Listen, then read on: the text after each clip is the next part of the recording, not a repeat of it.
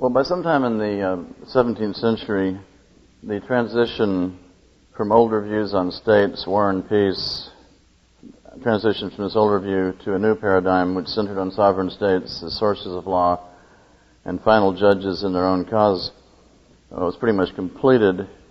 And so this was the end of most attempts to apply any kind of just war theory.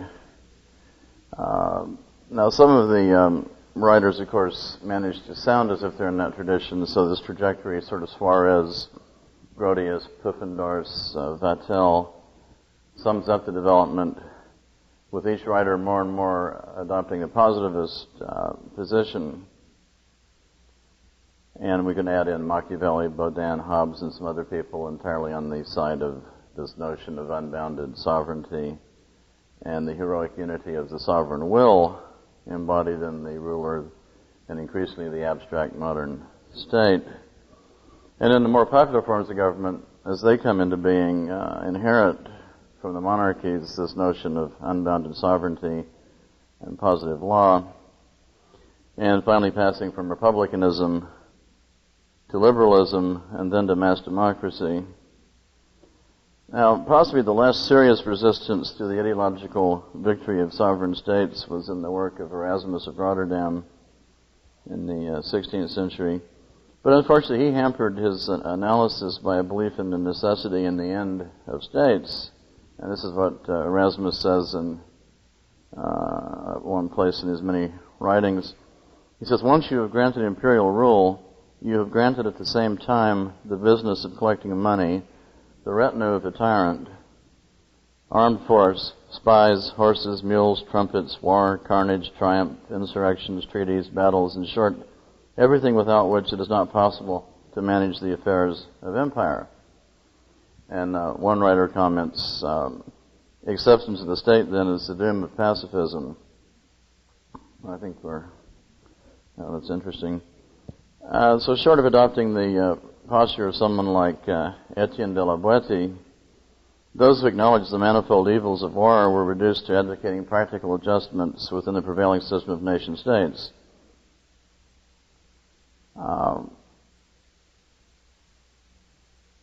This actually, of course, well, at second best, had some positive results.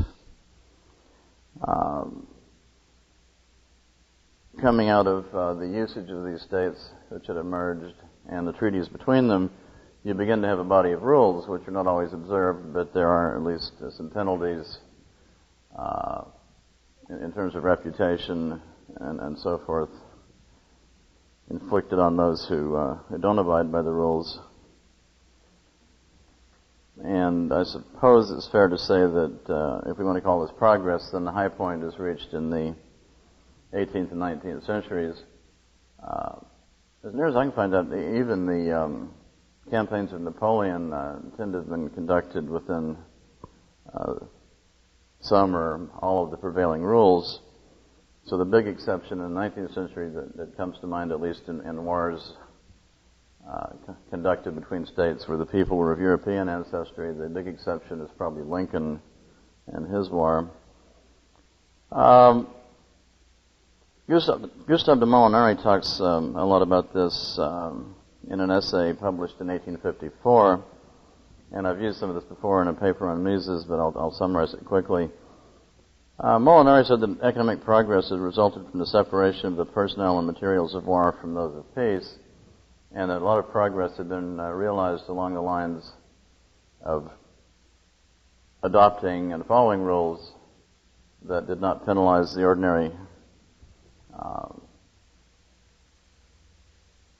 what's the word I want? Well, the ordinary things that go on in society, production, all the peaceful arts that limited the destruction as much as possible to the contending armies.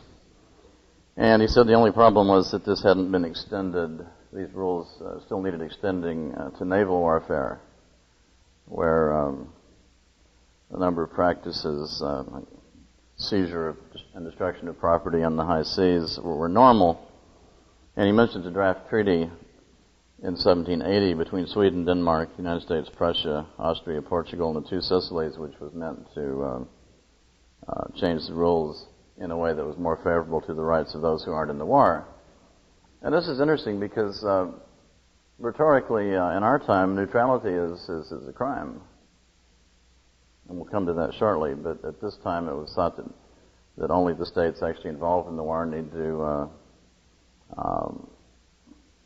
suffer unduly, and they should be conducting the war within certain rules, and that everyone else's right to trade need not be that much affected. So rules were drawn up about contraband and so on, and Molinari is simply saying, well, these rules could be made more rigorous. It's interesting that the early American statesmen were quite sound on this. Of course, the United States, this confederation being a fairly weak emerging power, probably saw some advantage in having the rules changed. But there's also an element of idealism that Rothbard talks about in the fragment to the 5th volume of Conceived in Liberty. Okay. So Molinari even suggested that if there was some necessity felt to maintain a blockade, that a distinction could be made between a military blockade and a commercial blockade, and the second would be illegitimate from his standpoint. So if the enemy has a port that's actually a naval facility for the armed forces, you could blockade that, but it wouldn't make sense under Molinari's view of liberalism to blockade all the ports just to starve the population or maximize the inconvenience. So this is a great modern notion of that you make the war as terrible as possible, then it's shorter, and then net you save lives. And I don't see any demonstration that this is true. In any event, they don't tell us whose lives were saved specifically, so the whole argument, I think, breaks down. Okay, so let us stipulate then that some rules were adopted. There had been some progress along these lines for a couple of centuries, and of course, with exceptions and slippage. But World War I, I think more than anything else, is this great disaster that made all sorts of horrible things possible in the 20th century. In World War I, we see the starvation blockade, we see submarine warfare, we see all sorts of things that are hard to reconcile with the older rules. It's interesting that so much of the initiative that leads to this breakdown of the older international law is undertaken by the then near hegemonic power, Britain, operating out of a kind of cynical view of what it could get away with.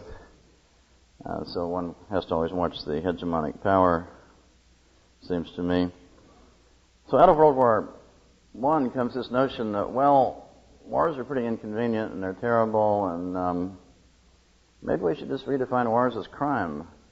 Maybe we could outlaw war. Or maybe we should be able to distinguish between the good nations and the bad nations and pick out who the aggressor is in any given situation, and then require everyone to boycott or even attack this supposed aggressor. And this would be a way to enforce peace. Of course, dodging the usual paradox that they're basically going to war with a coalition of powers to enforce peace. It sounds like an old-fashioned alliance, but now it's got a nice rhetorical gloss.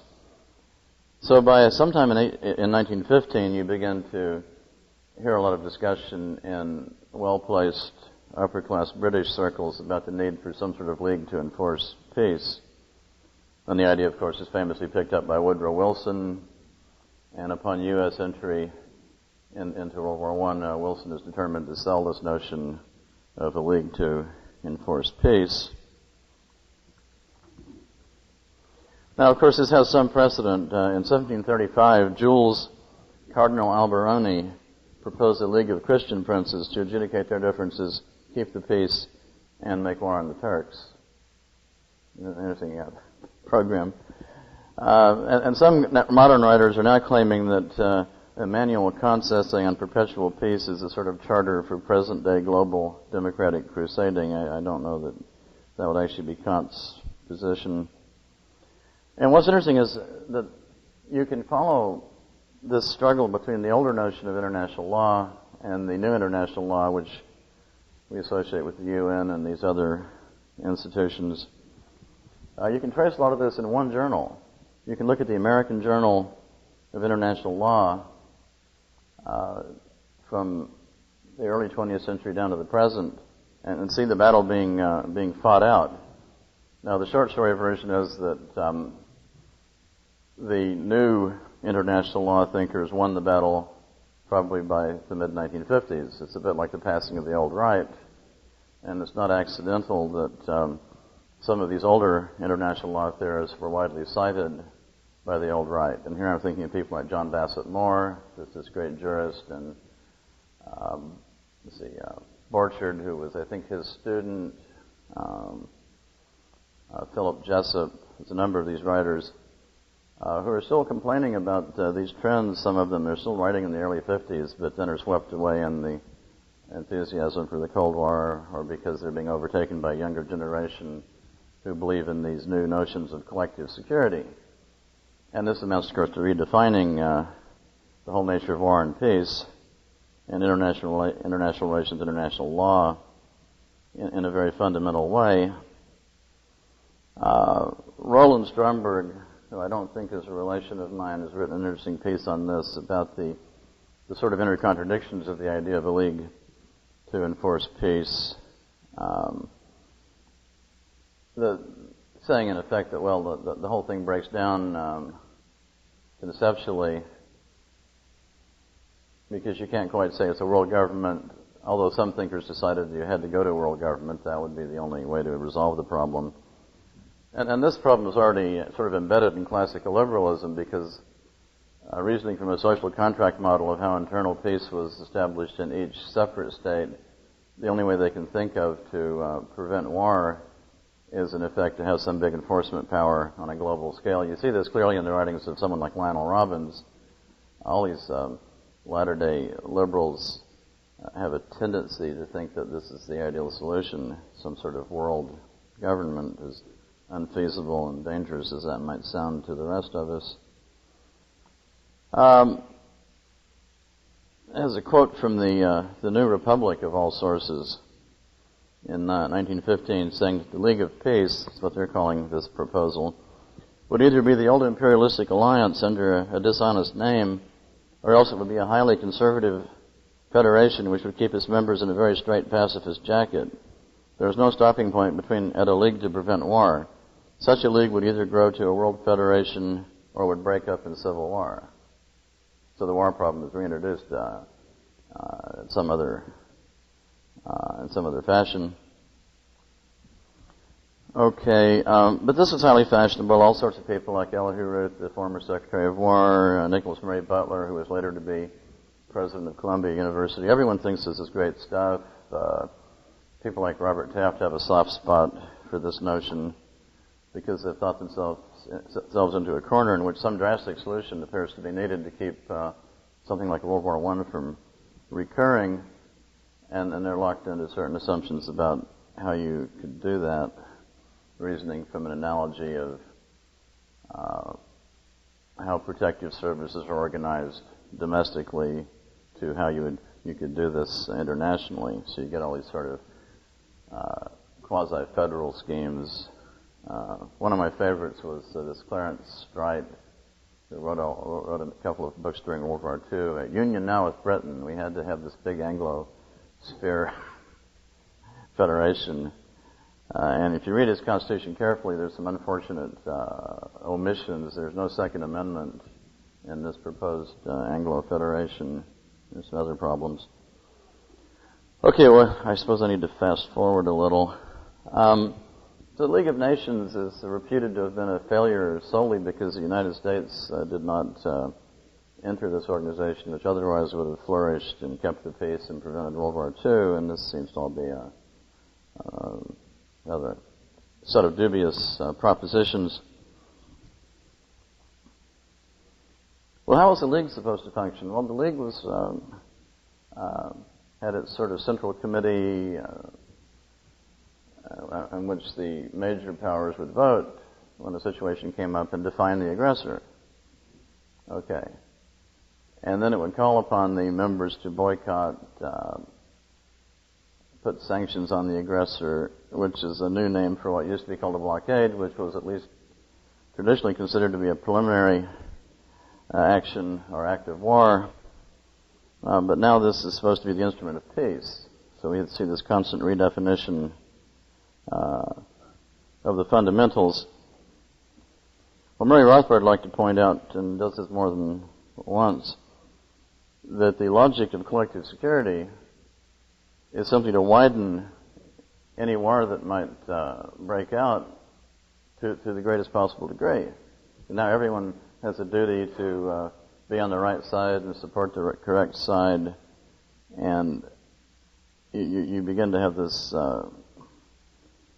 notion that every little war that could occur between two minor states will necessarily mushroom into a much larger conflagration. Well, in a way, of course, there's an analogy to the big alliance systems that preceded World War I. These were an attempt to solve what the international political theorists call the self-help problem under the anarchy that exists between states. You have big alliances, and this makes you safer because no one will dare to attack your big alliance. The problem is, of course, if this spins out of control as it did in August of 1914, then you've got the potential for a very large war. And it's no accident that this whole League of Nations and United Nations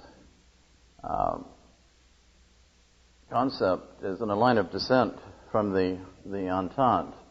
It's basically the military alliance of certain Western powers writ large. They say, well, the Entente was good and, defeated the Kaiser, so we just need to have the same organization with the same good powers running it on a global scale, get everyone talked into agreeing to this. And the UN, quite literally, Roosevelt starts talking about United Nations during the war. There's no organization. It's just his slogan for the powers that are fighting Germany, Japan, and Italy.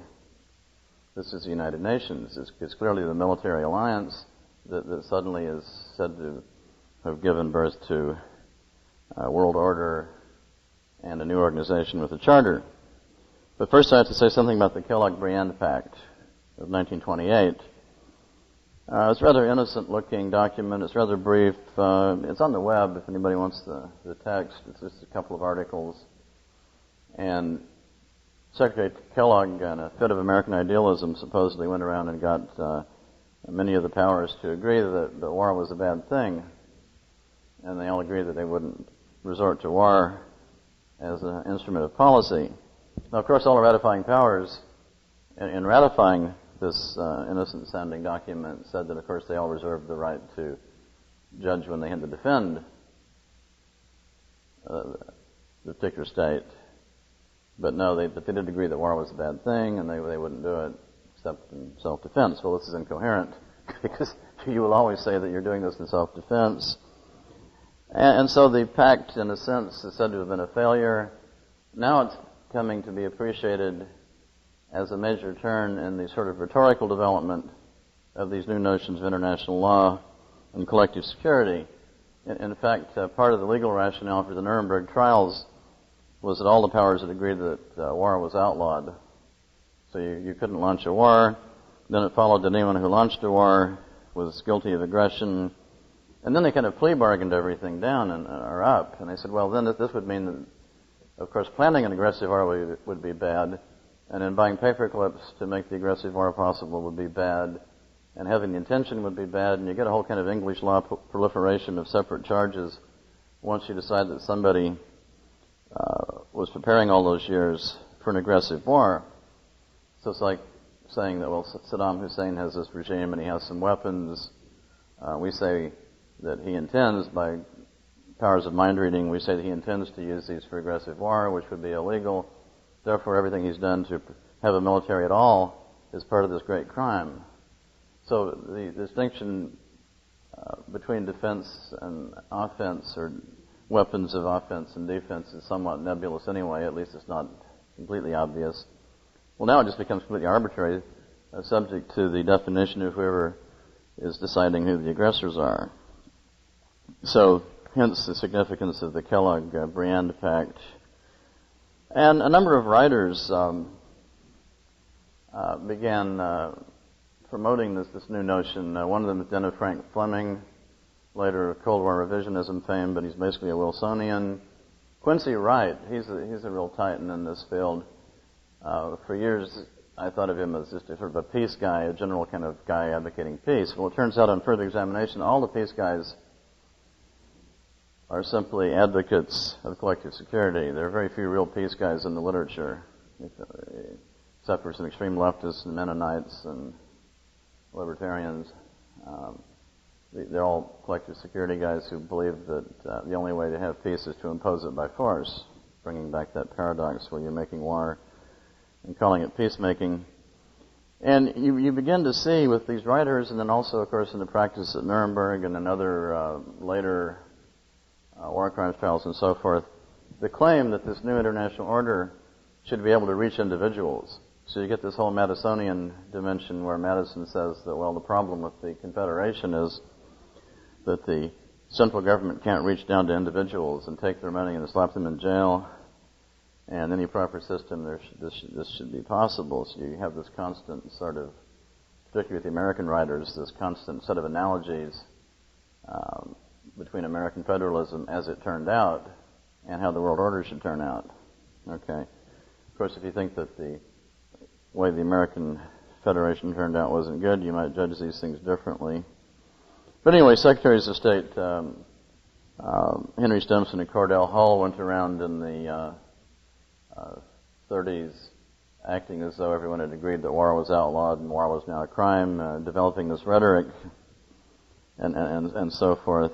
And we see this increasingly employed. And so in short order, we do have the Second World War with all those complications, and coming directly out of this, the UN Charter, which is supposed to embody this new thought, this new international law. By the way, I should go back and say that, of course, one of the central points of this new idea of international law was that, well, neutrality was obsolete, because that's the bad old international law, which assumed that states would just independently go to war,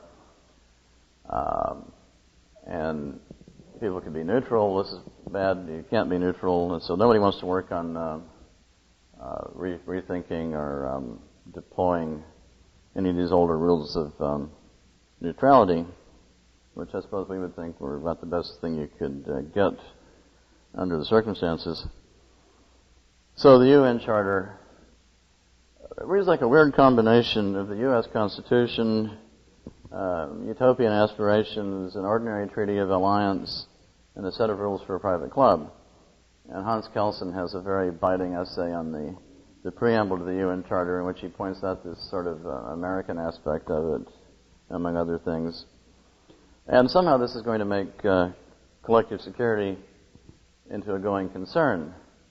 But of course there's some practical aspects. It has to be something that might actually be practicable.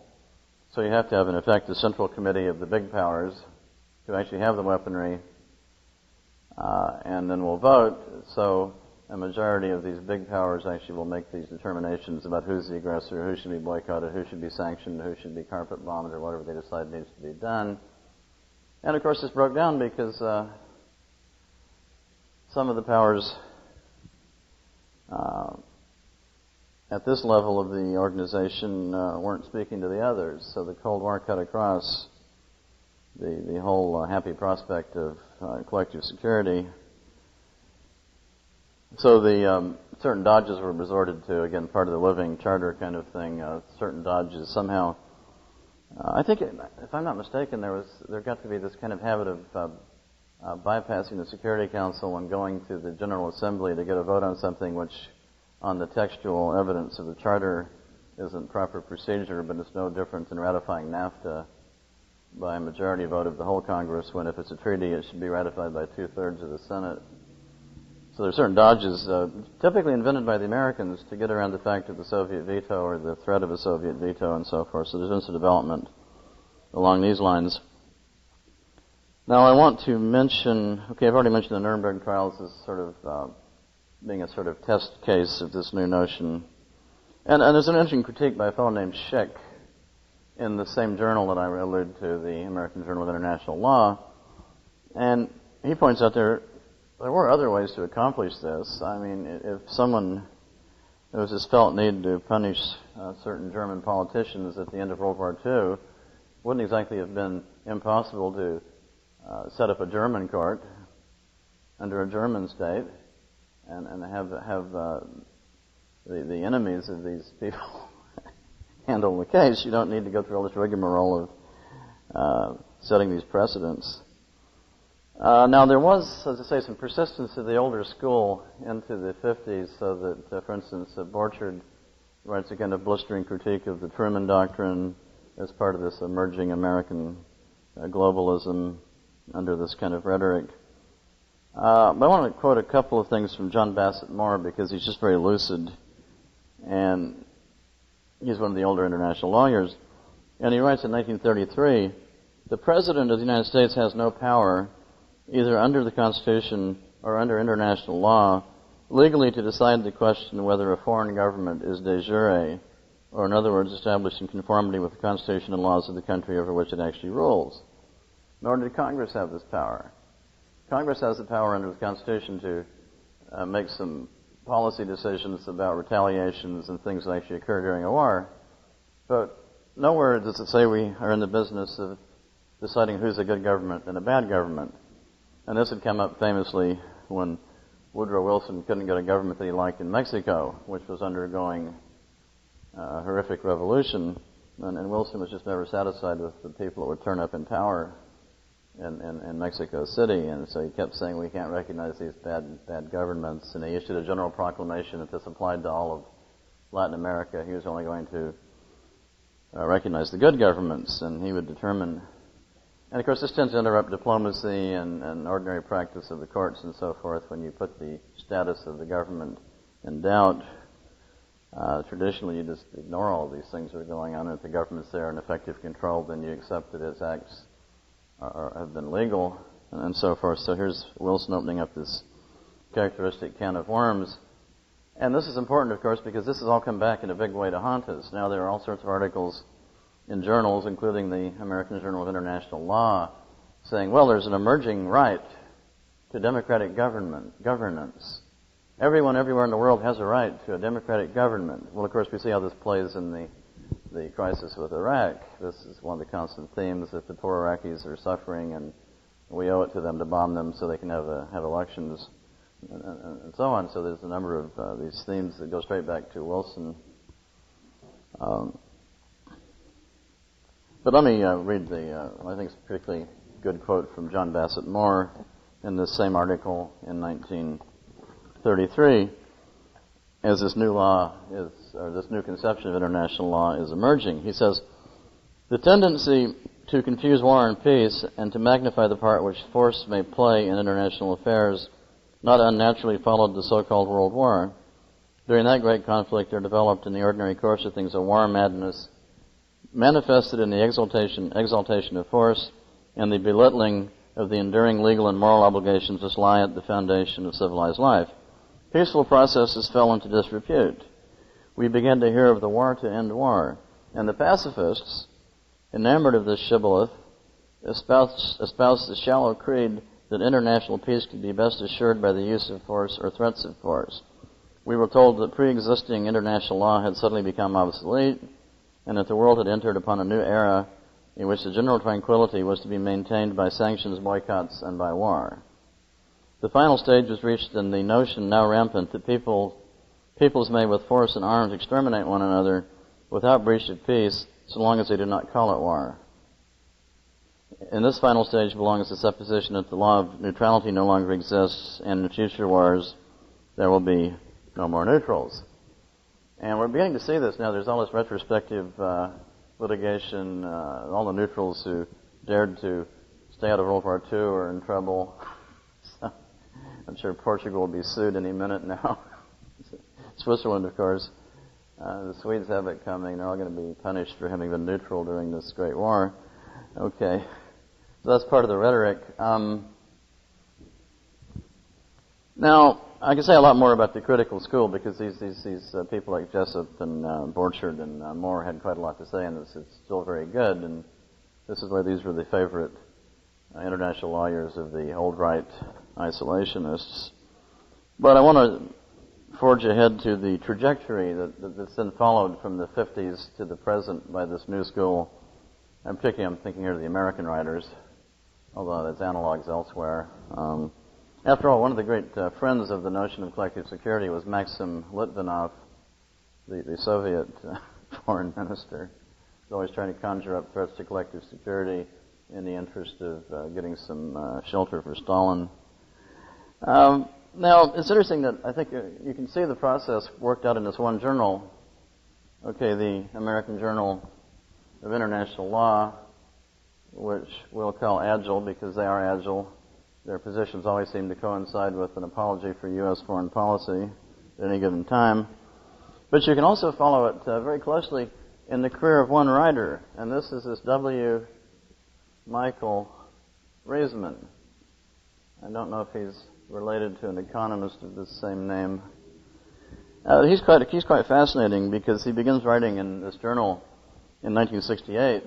He's now the editor. And the first article he co-authors with the editor then, Myers and McDougall, and it's an explanation of how it's perfectly reasonable to boycott and starve the Rhodesians for their various crimes, such as claiming independence from Britain, which, oddly enough, we had done that ourselves, but somehow it's wrong to do it in the 1960s, particularly if you have a racist regime. So that's his first contribution of which I'm aware. Then, fast forward to 1988, he's writing this long piece with the co-author James Silk about what law applies to the Afghan conflict. Well, wouldn't you know it? The law that applies in the Afghan conflict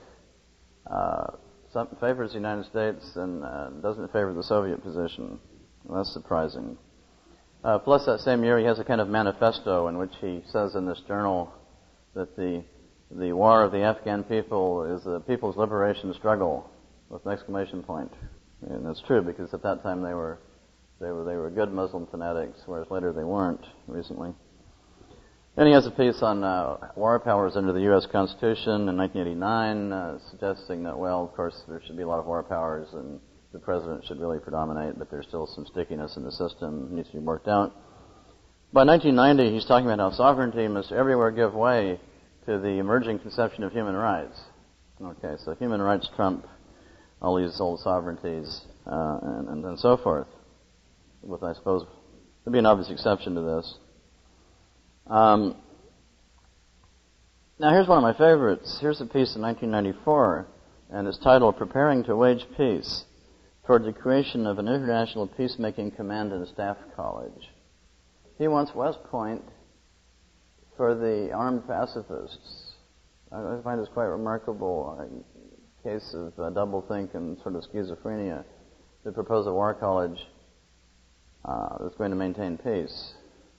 Well, again, you could fall back on what Tacitus says, that they create a desert and call it peace. Okay. A great quote. So perhaps it is consistent, after all, a long-standing tradition of Roman imperialism. And then the last article of his I've seen is called In Defense of World Public Order. Now we have World Public Order. Okay.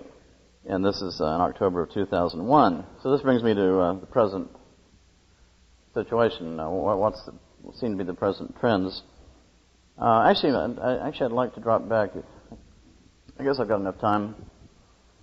And just torture a few things out of this piece he did on Rhodesia with the other writer, McDougall. See if I can... Well, he's saying that Britain as an enlightened power refused to grant independence until the Rhodesians had got everything in a row and granted majority rule and that sort of thing. Okay, Britain's an enlightened power, and it's just been certified here. And so what the Rhodesians did is illegal. And so in the interests of humanity, you have to put this down, this terrible rebellion, which is then characterized as a unilateral declaration of independence, although one would think that declarations of independence are always a bit unilateral. But this was one of the rhetorical devices. So he's kind of torn between saying that the UN, since this is a colony that's is scheduled to be liberated once the details are worked out and the majority rules, that it's really under the sovereignty of the UN. He actually uses this term sovereignty of the UN, or they do. But on other points in the argument, he appeals to the sovereignty of Britain, which is somehow the overseeing power. So he has a choice of which sovereignty he can bring in if he needs to use the concept of sovereignty. But now, what justifies this? I mean, how can you say, here's the Rhodesians, they've declared independence, you don't like their government, you think it's a bad government internally, but what's the reason for placing them under blockade, even though that's just called sanctions? How can you blockade them? They're not doing anything to anybody, except they have a form of government internally that some people don't like. Well, it's because they're a threat to peace. What's a threat to peace? Well, it's a bit subjective, turns out. It's a threat to peace, and the Charter turns out to be rather flexible on this. And he says the potential effective power which global elites perceive in the symbols of international authority and could strengthen, and seeing this potential effective power of the global elites will strengthen and extend the authority of this conception of international law. So suddenly we do have a living charter, and he says it's actually good that they don't specify in the charter very strictly what some of these things mean, that they didn't define the key terms like threat to the peace. This is good because this means you can decide them as you go. So what we have is the legislative model that Bruno Leone talks about, supplanting the sort of judicial model. You don't have defined terms. You just make them up, and you say, well, it's a threat to the peace because we say it is. But then he has a little more. He says that it makes the neighbors feel bad. So the Africans in the neighboring countries will feel bad, and this adds to their tension, and this might ultimately cause a breakdown in peace. Actually, it never did. I mean, South Africa, which is the real poster boy for evil in this part of the world, supposedly, was always having to turn away immigrants who wanted to move there because the place was more productive than the black-run regimes. But that's a minor point.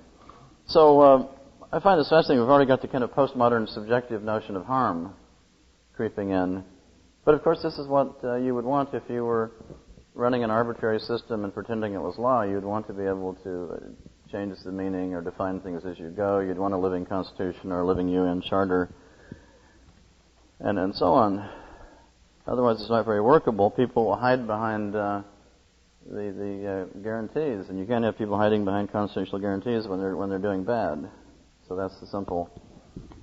There's more, but it's kind of a great article because it's so symptomatic of everything we hear now. But this is already in 1968, so he's 30-some years ahead of his time in working out this kind of discussion in relation to Rhodesia. Okay, now let me see. Did I just misplace a page? Okay, I think I did. Well, I want to say a little more. What I think is interesting right now is the way in which we have this sort of emergent ideology. But in a way, there's a tension. There are people that really believe in this stuff. There are people who really accept this gospel of world government. And now that the Cold War is over and nobody vetoes anything, and one power dominates this organization or has up to a point, I suppose the real ideological internationalists hope to use American power as a proximate means of realizing their project. On the other hand, I suppose you'd have to say that some of these people in the American state apparatus just hope to use the UN as a rhetorical cover and fig leaf. In general, though, there's a huge amount of overlap between these two positions, and you see this all through the journal that I've been using as sort of my laboratory, American Journal of International Law. It's very hard to separate out whether these guys actually believe in this UN business or whether they see it as a convenient ideological cover for the empire. Or, given the fact they can believe a lot of other contradictory things, maybe they can simultaneously believe both. I don't know. There's a tendency in some of the literature now to, again, drag poor Immanuel Kant in as a kind of long-term justification for these notions. And there's also a continual discussion of the relativity of sovereignty. After all, you can't just have people out there respected as equally sovereign powers. And in practice, of course, there was always a limit to that. But the older international law rested on the notion, Well, I was saying, well, the notion is bad. After all, if someone were sovereign and did bad things, you couldn't punish them. But I have a quote here. This is Colin Powell in January saying, "We continue to reserve our sovereign right to take military action against Iraq alone or in a coalition of the willing." I'm getting tired of hearing about this willing business, but anyway. So there is one power that will still claim sovereignty when it's convenient and then adopt this UN rhetoric in derogation of anybody else's claims to do something the United States doesn't want done. Now, as I've said before, I think one of the worst aspects of this, and you can see it kind of putting the present peace movement in a rhetorical corner, is the appeal to the UN as though the UN were the source of law. A lot of these people will be undercut and have to find a new argument if the United States manages to conjure up votes in the Security Council for the much promoted war. But on the face of it, by appealing to the UN and treating this as a source of law, then anything the UN said was a just war would be a just war, and that would be the end of it, because it's a legislative model of how these problems are resolved. So that's an interesting problem right there. Let's see. So,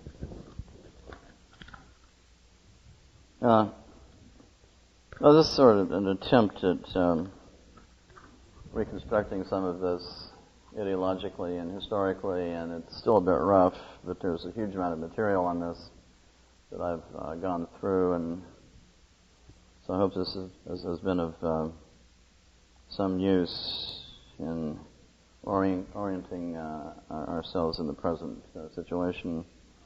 I will recommend it once it's done, and I've got the final version. I will recommend it over this piece done by two scholars at the Cato Institute who have decided that everything has turned out for the best, and that international law is actually much improved, and it's all because of transaction costs and spontaneous order. And I think we can do a little different approach than that. Thank you.